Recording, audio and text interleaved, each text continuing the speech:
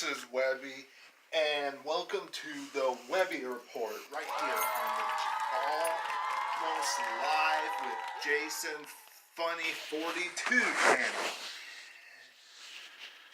We are on our way to the Royal Rumble, and today we are taking a stroll backwards at the 1992 Royal Rumble, the greatest Royal Rumble of all time. What a way to count down to this year's Royal Rumble than to look at the greatest one of all time. And when you look at this card, it's an extraordinary card.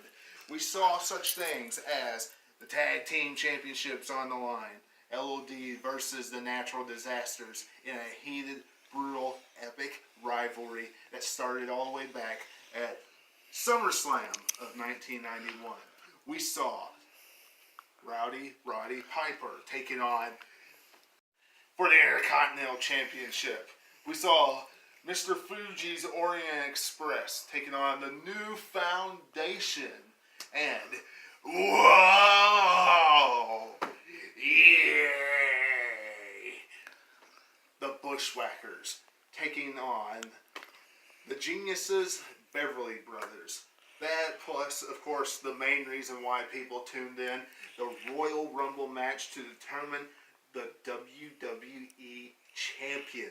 Who would be the champ out of the 30 men who is in this epic encounter? Now, when you look at this card, started off with New Foundation taking on the Orient Express. Orient Express had a tendency to be the opening card back in this era of the WWE on the Royal Rumble. It was in 1991. They were again in 1992.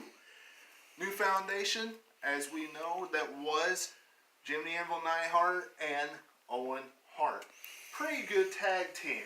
Had a mixture of psychology in this. Of course, devious Mr. Fuji using his cane, things of that nature. And of course, in the end, baby faces go over here. New Foundation beats the Orient Express. Good hot tag team matchup to open up the Royal Rumble. From there, we go right into the Intercontinental Championship matchup.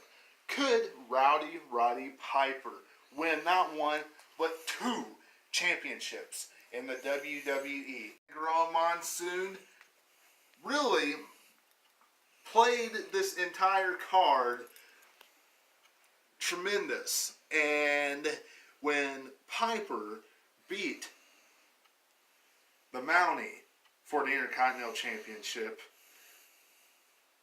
you know, Bobby the Brain Heenan wasn't very excited about it because we all know Ric Flair was a part of the Heenan family. And Ric Flair was the main guy in the WWF back then.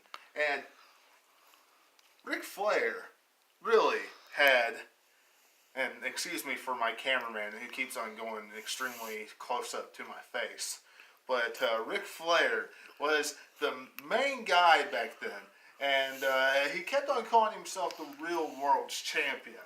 So, you know, the fact that Piper, you know, won the Intercontinental Championship, that really was setting up for WrestleMania 8. And Bret Hart getting his rematch for that championship, which he lost to the Mountie because he was sick at 104, 108 degree temperature, I think they said. It was something along those lines. And with the shock stick, he lost. Now, afterwards, of course, Bret Hart did end up winning the Intercontinental Championship title back. We move on from the Intercontinental Championship matchup to Tag team action. The Bushwhackers taking on the Beverly Brothers. This matchup, you really can't say that much about this matchup whatsoever. Other than it was a filler, cool down, boring matchup. You had to have one of those in pay-per-views before you get to the main big time. That's what this was. Bushwhackers lost here, as they usually do. They usually did on pay-per-views. To the Beverly Brothers. And then Jameson got to beat up the Genius. Fans went home happy in this matchup. Still, with the Bushwhackers having their hands held high.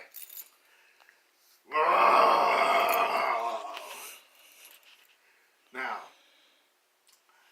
after this, we saw 800 plus pound of the Natural Disasters and LOD facing each other.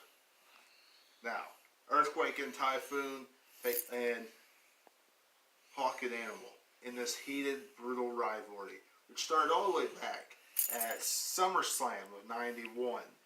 This contest for the Tag Team Championships, first started off with Andre the Giant at SummerSlam.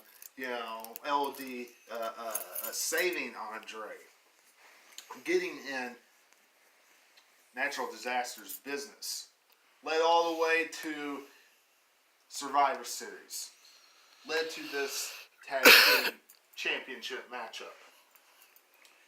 This ends in a countout. Honestly, kind of a disappointing ending, but it was just leading to another contest. You didn't want to defeat LOD by pinfall, and you still wanted the Natural Disasters to win here and get their rematch. So that's all this was doing. Pretty good contest for the size of guys that you had in the ring, if you ask me. But what really made this the greatest Royal Rumble of all time was the Royal Rumble match itself. You had Ric Flair, Macho Man Randy Savage, The Undertaker, Sid Justice, Hulk Hogan, so on and so forth. Now, Ric Flair, as I talked about, calling himself the real world's champion. You had Hulk Hogan and was stripped of the WWF Championship. And you have The Undertaker, who had lost the WWF Championship to Hulk Hogan. And the title was vacant and put on the line at the Royal Rumble. Who would win? It all came down to Ric Flair, Sid Justice, and Hulk Hogan. This set up for WrestleMania 8. Sid Justice and Hulk Hogan. Hulk Hogan gets eliminated. Hulk Hogan, the cross shot. Then, Sid Justice gets his arm pulled by the Hulkster. And then next thing you know, Ric Flair tops him off all over the top rope. But the key thing is, Bobby Heenan's going nuts, absolutely ballistic. I told ya, I told ya, I told ya, I told ya. He went in there for over 60 minutes. Never took a lesson, never took a backseat, never did this, never did that. Bobby Heenan and Mr. Perfect are going absolutely ballistic. Fantastic stuff. And when you look at this entire Royal Rumble, from top to bottom. Ric Flair coming out at number 3, lasting through all of it, becoming WWF champion. Went on to WrestleMania to drop it to Macho Man Randy Savage, but then goes into the backs, has his promo. Mean Gene Okerlund, who did cut the go off script and have that funny scene, and told someone to put the cigarette out, which I don't know. That was funny to me. I don't know about anybody else. If you have the network, go back and watch that promo, because I thought it was kind of funny. But anyway, it was just an overall tremendous pay-per-view. This was the greatest Royal Rumble of all time. Hands down, bar none. And this was your Webby Report for today. I hope you enjoyed it. If you did, leave me a thumbs up. Go subscribe to my channel. Check out everything on there. Subscribe to this one. It'd be much appreciated. And until I see you again, catch you on the other side. Oh, sorry, I fell.